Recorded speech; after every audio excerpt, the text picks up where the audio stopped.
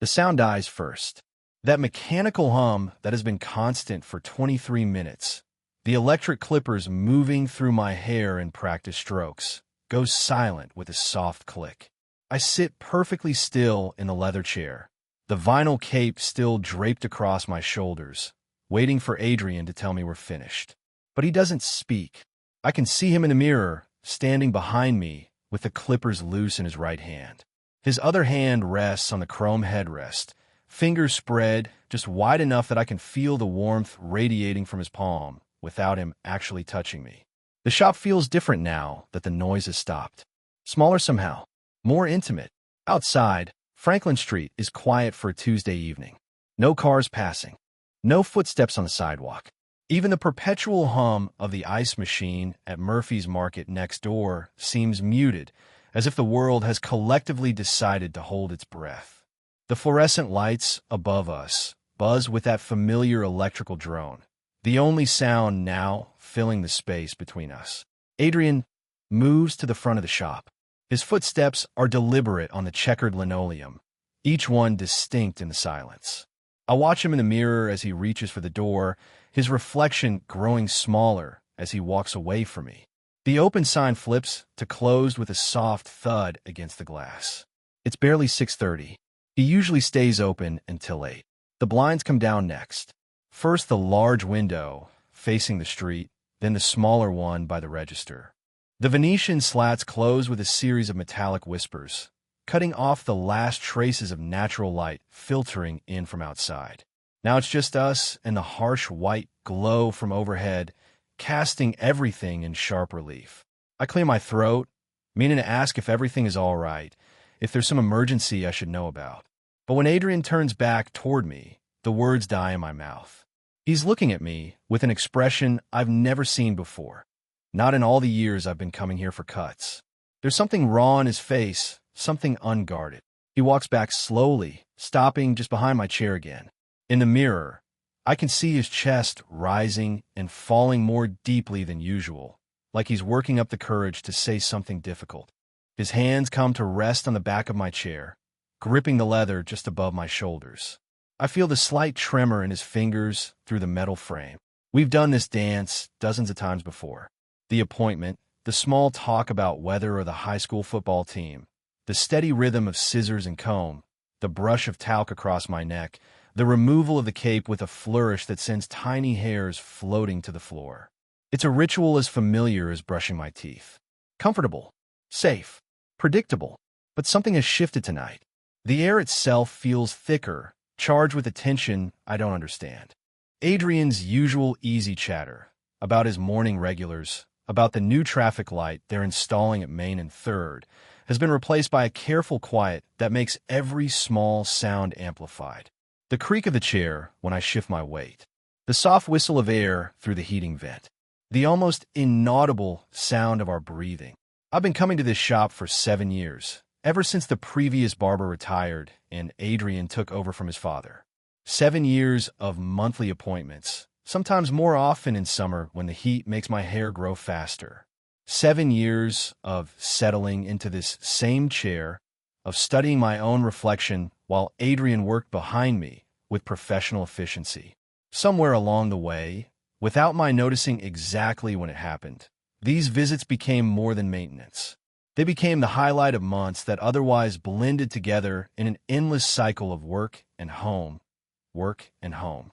30 minutes where I didn't have to think about inventory reports or Naomi's quiet disappointment or the college applications our daughter keeps putting off. 30 minutes where I could simply exist, eyes closed, while skilled hands moved through my hair with a gentleness I rarely experienced anywhere else. Adrian takes a deep breath, the kind you take before diving into cold water.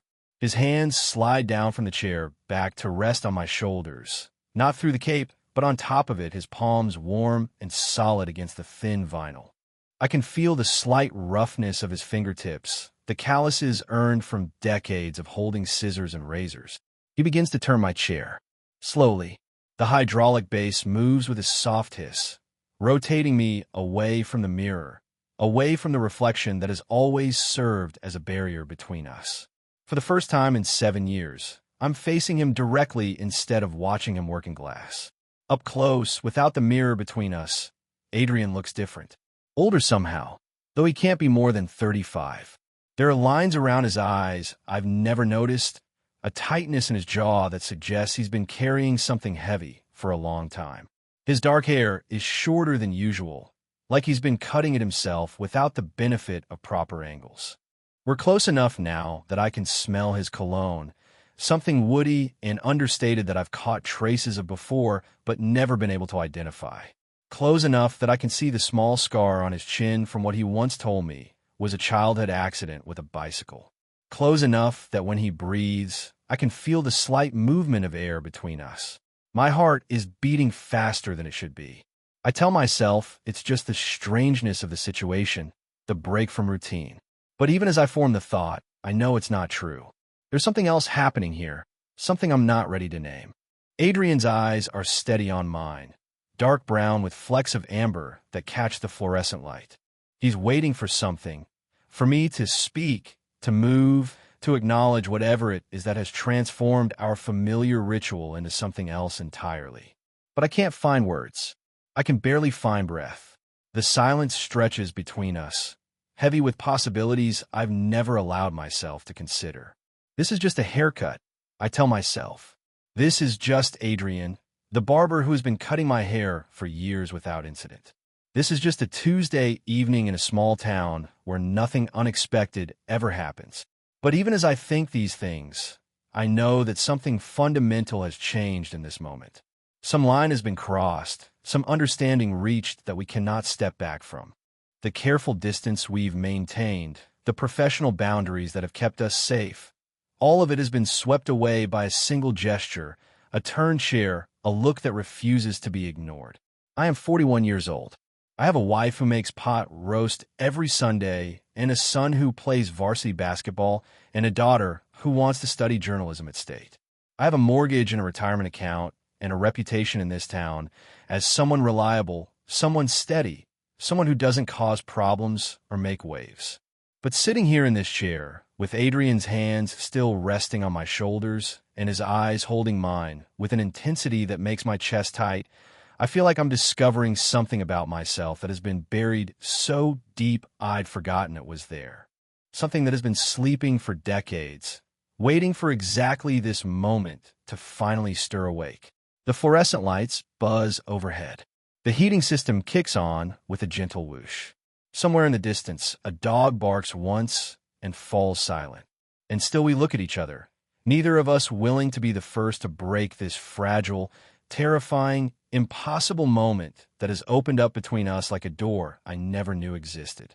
I drive home through streets I've known for 20 years, past the elementary school where both my children learned to read, past the Methodist church where Naomi sings in the choir every Sunday, past the hardware store where I've spent the better part of 2 decades discussing paint colors and lawnmower parts with neighbors who trust my recommendations. Everything looks exactly as it did an hour ago, but something has fundamentally altered in the space between leaving Adrian's shop and turning into my driveway. The house sits quiet under the early evening sky, its blue siding and white trim as familiar as my own reflection. Naomi's Honda is parked in its usual spot, next to the basketball hoop our son Michael stopped using 2 years ago, but that we keep meaning to take down. The porch light glows yellow against the gathering dusk, and I can see movement in the kitchen window. Naomi preparing dinner, her routine as predictable as everything else in our carefully ordered life. I sit in my truck for a moment longer than necessary, engine ticking as it cools, trying to gather myself. My reflection in the rearview mirror shows a man who looks unchanged from this morning. Same graying hair, though shorter now. Same tired eyes, same lines beginning to deepen around them. But there's something else there too, something restless that wasn't present when I left for work this morning. Inside, the house smells of pot roast and the vanilla candles Naomi likes to burn in the living room. She calls hello from the kitchen without looking up from the stove, her voice carrying the comfortable exhaustion of a woman who has taught 3rd grade for 15 years and still has papers to grade after dinner. Our daughter Emma is at the dining room table, surrounded by college brochures and application forms. her laptop open to some essay she's been struggling with for weeks. This is my life. These are the people who depend on me, who have built their own lives around the foundation of my steadiness, my reliability. I am a man who remembers to change the furnace filter and pick up milk on the way home from work. I am the one who knows which faucet drips and exactly how to jiggle the handle on the back door to make it close properly. I am 41 years old, and my existence fits into these rooms like furniture that has been arranged and rearranged until it sits exactly where it belongs. But tonight, standing in my own hallway with my coat still on, I feel like a visitor in a museum of someone else's life. The family photos lining the stairwell, Emma's first day of kindergarten, Michael's graduation from middle school, our anniversary dinner at the steakhouse in the county seat, seem to document the biography of a stranger. Naomi appears in the kitchen doorway, wooden spoon in hand, and studies my face with the casual attention of someone who has been reading the same book for 18 years. Something must show there because her expression shifts slightly, a small crease forming between her eyebrows. She asks if I'm feeling all right, says I look different somehow. I tell her I'm fine, just tired, and she accepts this explanation the way she accepts most of my explanations, with the weary trust of a woman who stopped expecting surprises from her husband long ago. She returns to the stove, and I climb the stairs to change out of my work clothes. In our bedroom, I catch sight of myself in the dresser mirror and stop. Adrian was right to cut my hair shorter. It frames my face better, makes me look younger somehow. Or maybe it's not the haircut at all. Maybe it's something else, some subtle shift in the way I hold myself, the way my eyes meet my own reflection without immediately looking away. I think about the barber shop, about the moment when Adrian turned my chair and we looked at each other without the safe distance of reflected glass between us. I think about the weight of his hands on my shoulders, the careful way he moved around me, the silence that felt more intimate than any conversation we'd ever had. I think about how many times over the years I've found excuses to visit that shop, telling myself it was just about maintaining a professional appearance, just about the convenience of having a reliable barber in a small town where options are limited. But standing here in my bedroom, surrounded by the accumulated evidence of my adult life, the framed photo of our wedding day, Naomi's jewelry box on the nightstand, the stack of self-help books she keeps buying in hopes of improving our communication, I can no longer pretend those visits were purely practical. The barbershop has become something else for me. A sanctuary, maybe a place where for 30 minutes at a time I could sit quietly while someone else attended to me with a care and focus that I haven't felt anywhere else in years. Adrian's hands moving through my hair with professional precision, his presence behind me solid and reassuring, the comfortable rhythm of our conversations about nothing important, all of it has been filling some void I didn't even realize existed. Naomi's voice drifts up from downstairs, calling that dinner is ready. Emma responds with the distracted acknowledgement of a teenager deep in her own concerns. This is the soundtrack of my evenings, has been for so long that I usually don't even hear it anymore. But tonight, every sound feels amplified, significant, like pieces of a life I'm seeing clearly for the first time. I change into jeans and a sweater, wash my hands in the bathroom sink, and prepare to join my family for another meal around the table we bought when we first moved to this house. I will ask Emma about her college essays and Michael about basketball practice when he gets home from his friend's house. I will compliment Naomi on the roast and help clear the dishes afterward. I will perform the role of husband and father with the same competent reliability I've maintained for nearly 2 decades.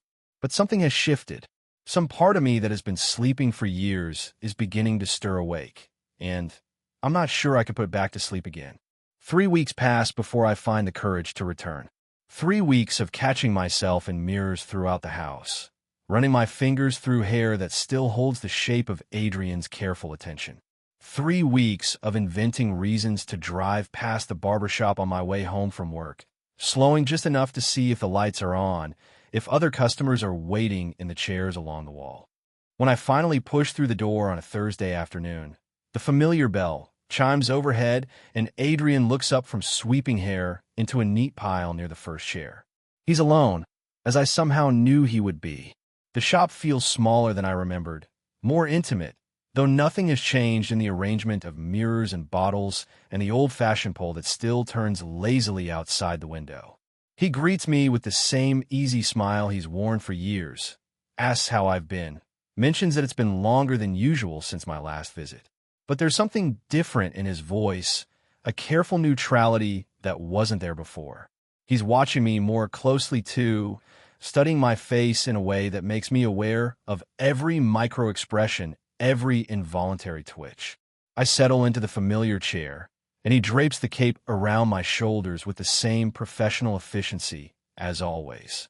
But when his fingers brush against my neck while adjusting the collar, I feel that same electric current from 3 weeks ago, sharp and unmistakable. He feels it too. I can tell by the way he pauses for just a beat longer than necessary before stepping back. We make the usual small talk while he works. The weather, unseasonably warm for October. The high school's chances in the state tournament. The new family that bought the Peterson place on Elm Street. But underneath the familiar rhythm of conversation, something else is building. Every casual touch, his hand steadying my head, his fingers combing through my hair, carries more weight than it should. Halfway through the cut, he sets down his scissors and walks to the front window. The afternoon sun is slanting low, casting long shadows across Franklin Street. A few cars pass, their occupants invisible behind tinted glass. Mrs. Henderson from the flower shop locks up early and walks to her blue sedan, her heels clicking on the sidewalk. Adrian watches this ordinary tableau for a long moment, then reaches for the cord that controls the blinds. The slats close with that same metallic whisper I remember from 3 weeks ago, cutting off the view of the street and transforming the shop into a private world. He flips the open sign to closed, though it's barely 4:30. When he returns to where I sit waiting, I ask if everything's all right, trying to keep my voice casual, normal. The question comes out rougher than I intended. He stops behind my chair, his hands resting on the leather headrest just as they did that evening 3 weeks ago. In the mirror, I can see him studying my reflection, his dark eyes serious and unreadable. He says he doesn't want to be rushed. The words are simple, almost matter-of-fact, but they land between us with the weight of a confession. I know he's not talking about the haircut. The silence that follows stretches taut as a wire. I can hear my own breathing, can feel the steady rhythm of my pulse in my throat. Adrian's hands slide down to rest on my shoulders, and this time there's nothing accidental about the contact. His palms are warm through the thin cape, his touch deliberate and sure. He continues working, but everything feels different now. The snip of scissors sounds louder in the enclosed space. The brush of his knuckles against my ear as he trims around it sends shivers down my spine.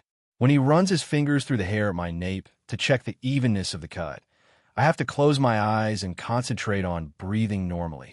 The familiar ritual has been transformed into something entirely new. Each movement carries intention. Each touch lingers a fraction longer than professional necessity demands. We're still playing our assigned roles, barber and customer, service provider and client, but underneath that safe pretense, something dangerous and electric is building. When the cut is finished, he doesn't immediately brush away the loose hairs or remove the cape. Instead, he sets down his tools and stands quietly behind me, his hands resting lightly on my shoulders. In the mirror, our eyes meet and hold. The reflection that has always served as a buffer between us now becomes a window, allowing us to look at each other with an honesty that direct eye contact might make too frightening. I can see the question in his face, the careful vulnerability he's allowing to show. I can see the same restless hunger that has been keeping me awake at night, the same recognition of something fundamental shifting between us. Slowly, deliberately, he begins to turn the chair. The hydraulic base hisses softly as I rotate away from the mirror, away from the safe distance of reflection. This time, I don't make nervous jokes or try to fill the silence with meaningless chatter. This time, I understand exactly what's happening.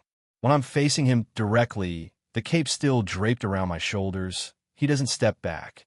We're close enough that I can see the slight tremor in his hands, can smell that woody cologne that has haunted my dreams for weeks. Close enough that when he breathes, I feel the movement of air between us. The shop is completely quiet now, sealed off from the world outside. No traffic sounds penetrate the drawn blinds. No footsteps echo on the sidewalk. Even the fluorescent lights seem to hum more softly, as if the very building understands the significance of this moment. We look at each other without barriers, without pretense, and I feel something inside me crack open. Some carefully maintained wall that has been holding back a truth I've never been brave enough to face. The moment follows me home like a shadow. Sitting at the dinner table while Naomi discusses parent-teacher conferences and Emma complains about her calculus teacher, I can still feel the weight of Adrian's gaze, the careful deliberation with which he turned that chair. My hands shake slightly as I cut my pot roast, and I have to set down my fork to hide the tremor. Naomi asks if I'm coming down with something. I tell her I'm fine, just tired from a long day at the store, but even as I speak the lie, I can hear how unconvincing it sounds. She studies me with the practiced eye of someone who has been married to the same man for 18 years, someone who knows his moods and rhythms better than he knows them himself. That night, sleep comes in fragments. I drift off only to wake an hour later with the taste of possibility sharp on my tongue. My heart racing from dreams I can't quite remember, but that leave me restless and aching. I slip out of bed and stand at the bathroom window, looking out at the quiet street, at the familiar houses where my neighbors sleep peacefully in their own well-ordered lives. In the mirror above the sink, my reflection looks different. Not just the haircut, though Adrian's careful attention has given my face a sharpness it didn't have before. There's something else, a hunger in my eyes, a restlessness that sits just beneath the surface like a current running through still water. I begin finding excuses to drive past the barber shop, a detour on my way to the bank, a different route home from the hardware store that happens to take me down Franklin Street. Sometimes I see Adrian through the window, scissors in hand, attending to the same customers who have been coming here for decades. Mr. Garrett, who still asks for the same crew cut he wore in the Marines 50 years ago. The Henderson boy, squirming in the chair while his mother supervises from the waiting area.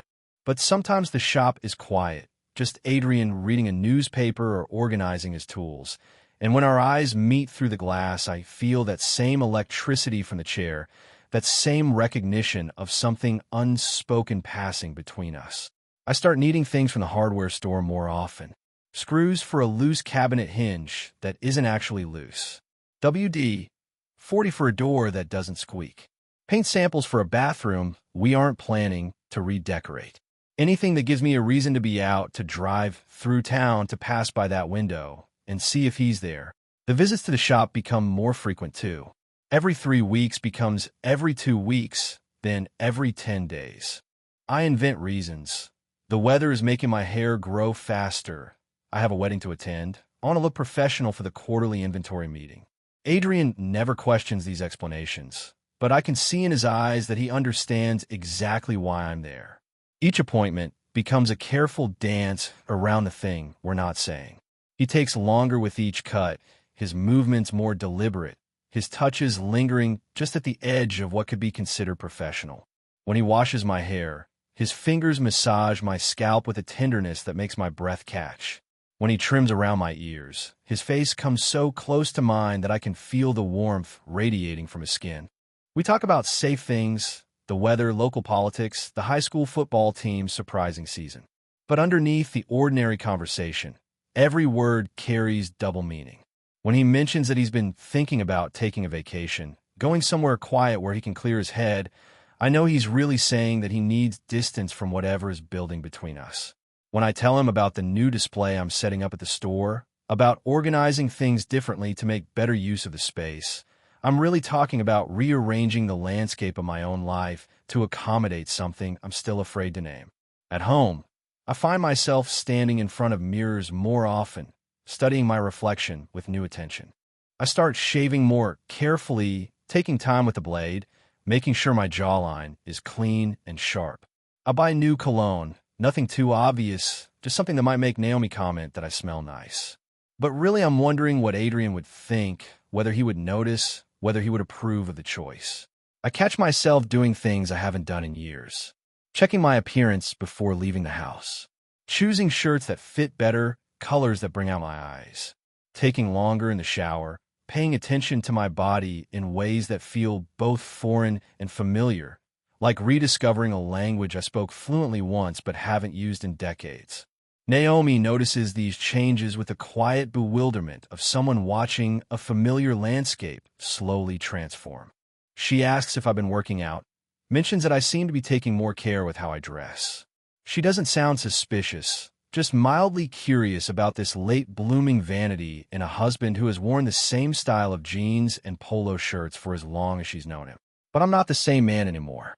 Sitting in that barber's chair, feeling Adrian's hands move through my hair with careful attention, being seen and attended to with a focus I haven't experienced anywhere else in my adult life. It's awakening something in me that has been dormant for so long I'd forgotten it existed. I am 41 years old, and I am discovering that I am hungry for things I never knew I wanted. I am learning that the careful, predictable life I've built, the one that fits so perfectly around my family's needs and expectations, no longer feels large enough to contain who I'm becoming. In the quiet hours before dawn, lying next to my sleeping wife, I allow myself to think about what might happen if I stop pretending that these visits to the barbershop are about anything as simple as maintaining a professional appearance. I think about what might happen if I finally acknowledge the truth that I see reflected in Adrian's eyes every time he turns that chair away from the mirror and we look at each other without barriers. The thought terrifies me, but it also makes me feel more alive than I have in 20 years. The November evening arrives gray and heavy, the kind of dust that settles over small towns like a hell breath. I push through the door of the barbershop just as Adrian is turning the sign, and he pauses when he sees me, his hand still on the glass. For a moment, we stand frozen in this threshold, him on one side of the door, me on the other, both of us understanding that whatever happens next will change everything. He steps back and lets me in. The bell chimes once, then falls silent. The shop is empty, as I knew it would be, as I hoped it would be. The other chairs sit in shadow, their leather seats catching the last traces of light filtering through the Venetian blinds. Only the center station is illuminated, the mirror reflecting nothing but empty space, waiting. Adrian moves with deliberate calm, walking to each window and drawing the blinds closed.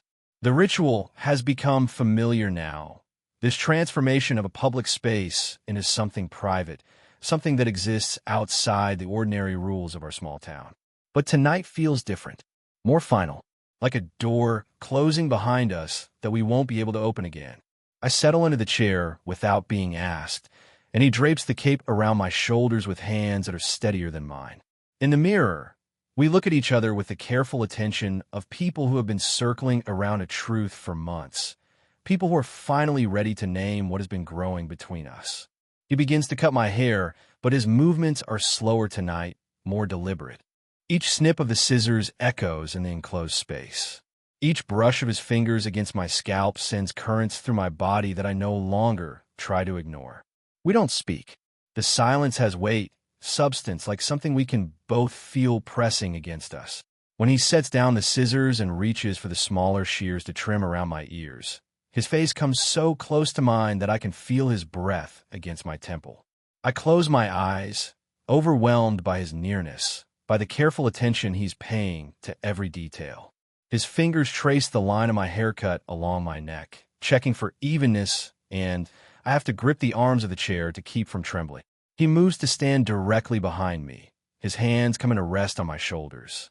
In the mirror, I can see his face above mine, see the careful vulnerability in his expression. We've reached the edge of something, the place where all our careful pretense falls away. He doesn't remove the cape. Instead, his hands slide down to the back of the chair, and slowly, deliberately, he begins to turn me away from the mirror. The hydraulic base hisses softly as I rotate, and this time there's no pretense that this is about getting a better angle for the cut. This is about removing the last barrier between us, about finally facing each other without the safe distance of reflection. While I'm turned completely around, he doesn't step back. He stands there close enough that I can see the flecks of gold in his brown eyes, close enough that I can smell his cologne mixed with the familiar scents of the shop, talc an aftershave, and something indefinably masculine that is purely him. We look at each other for a long moment, and I feel something crack open in my chest.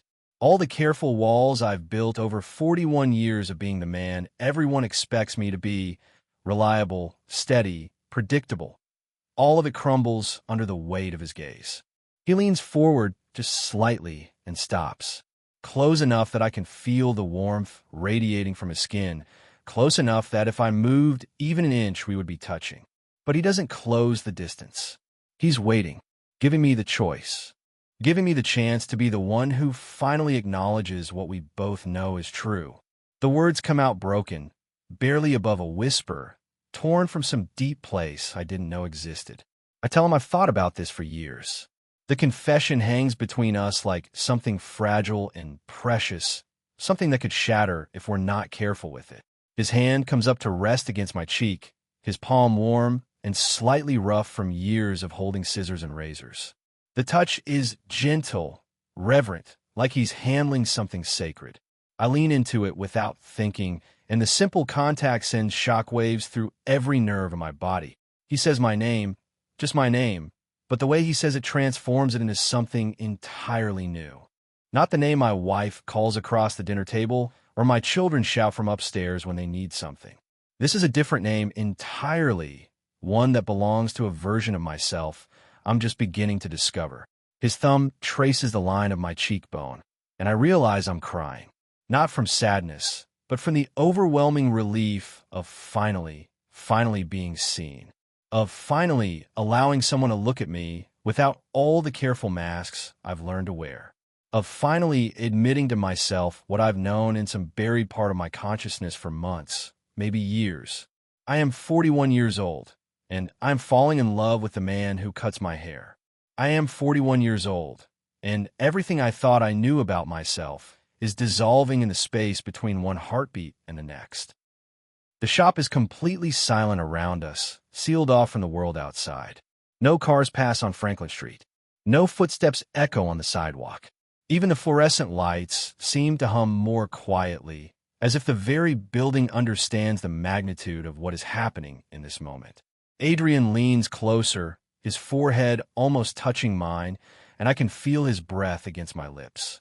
We're balanced on the edge of everything changing, on the precipice of a choice that will reshape both our lives in ways we can't even imagine yet.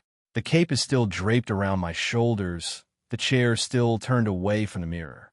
But I'm no longer the man who walked in here tonight. That man belonged to a different life, a different story. This man, the one being born in this moment under Adrian's careful attention, belongs to something entirely new. Something terrifying and beautiful and absolutely true. The days that follow feel like walking on ice that might crack at any moment. I move through my familiar routines. Breakfast with Naomi, inventory reports at the store, dinner conversations about Emma's college applications and Michael's basketball practices. But everything feels precarious, temporary, like a performance I'm giving for an audience that doesn't know the play has already ended. Naomi notices first, as I knew she would. She's always been attuned to the subtle shifts in our household's emotional weather, the way a barometer responds to changes in atmospheric pressure. At dinner 3 days after that moment in Adrian's chair, she sets down her fork and looks at me with the direct gaze of someone who's been watching and waiting for the right moment to speak. She asks if I'm unhappy. The question lands between us like something heavy dropped into still water, sending ripples in all directions. Emma looks up from her phone, suddenly alert to the tension that has been building in our house, like humidity before a storm. Michael, thankfully, is at practice, spared this moment of family excavation. I try to deflect, to give her the same reassurances I've been offering for weeks. I'm just tired. Work has been stressful. Maybe I'm coming down with something. But the words feel hollow even as I speak them, and I can see in her eyes that she doesn't believe them any more than I do. She presses gently, the way she does with her third graders when she knows they're hiding something. She mentions that I've been distant, distracted, that I look at myself in mirrors differently now, that I've been taking longer in the bathroom, that I bought new cologne without mentioning it. Small things, she says, but taken together, they paint a picture of someone who is no longer quite comfortable in his own skin. I want to tell her she's wrong, but the truth is she's more right than she knows. I am no longer comfortable in my own skin. Not because the skin itself has changed, but because I'm finally aware of what it contains. All these years I've been sleepwalking through a life that fit me like clothes that were almost the right size, close enough that I could convince myself they were perfect. That night, after Emma retreats to her room and Naomi settles in the living room with papers to grade, I stand at our bedroom window, looking out at the street where I've lived for 15 years. The houses sit quiet under the streetlights, each one containing its own private dramas, its own carefully maintained secrets. Mrs. Patterson, whose husband died last spring, keeps all her lights on until well past midnight now. The Kowalski family's teenage son comes home later and later each night, testing boundaries his parents pretend not to notice. We all have our ways of coping with the gaps between who we are and who we're supposed to be. The next week, I find myself at the barber shop again, though my hair barely needs cutting. Adrian greets me with the same professional warmth as always, but there's something different in his demeanor now. More careful, more guarded. The intimacy of our last encounter has created a new kind of distance between us, like two people who shared a secret they're not sure they should have revealed. He works quietly, efficiently, without the lingering touches that have characterized our recent appointments. But when he's finished, when the cape is removed and the loose hairs brushed away, he doesn't immediately step back. Instead, he rests his hands on the back of the chair and looks at me in the mirror with an expression I've never seen before, something that might be regret mixed with determination. He tells me he can't live in half shadows. His voice is quiet but steady, each word chosen with care. He says he spent too many years being the reliable bachelor, the safe choice for everyone else's secrets and confessions, the man who provides comfort without asking for anything complicated in return. He's 43 years old, he says, and he's tired of pretending that stolen moments and meaningful glances are enough. I understand what he's telling me, even though he never says it directly. This thing between us, whatever it is, whatever it might become, cannot exist only in the enclosed space of the shop with the blinds drawn. It cannot survive on the margins of my life, squeezed into the gaps between my real responsibilities, my real commitments. He turns the chair one last time, so we're facing each other directly, no mirror between us, and the gesture feels different now. Not intimate, but final, like a door closing. He tells me he cannot be someone's secret forever. He cannot build a life on moments stolen from someone else's story. The choice he's presenting is stark and terrifying. I can't continue coming here for haircuts. We can maintain the careful professional distance that kept us safe for so many years, and this thing between us can fade back into the realm of might-have-beens. Or I can decide that what I discovered about myself in this chair is more important than the life I've built around avoiding such discoveries. But I cannot have both. I cannot keep one foot in the world where I am Naomi's steady husband and Emma and Michael's reliable father, and the other foot in this new country where I am a man capable of being transformed by another man's touch. Driving home, I think about the weight of wedding rings, about college tuition payments and mortgage balances, about the way Naomi's face looks when she sleeps, trusting and unguarded. I think about Emma's essays about following your dreams and Michael's casual assumption that his parents' marriage is as permanent as gravity. I think about 18 years of shared history, of inside jokes and comfortable silences, and the kind of deep knowledge that comes from watching someone navigate triumph and disappointment, illness and health, the ordinary erosions and accumulations that make up a life. And I think about Adrian's hands in my hair, about the man I become when he looks at me without pretense, about the possibility of a life built around truth instead of obligation. The choice sits before me like an enormous door, and I know that once I decide which direction to walk, there will be no going back. The morning arrives without ceremony, gray and quiet like all the mornings that came before it. But something has shifted in the quality of the silence, in the weight of the air itself. I wake before dawn, as I have for the past 3 weeks, my body attuned to some internal clock that measures not hours, but the accumulation of unspoken truths.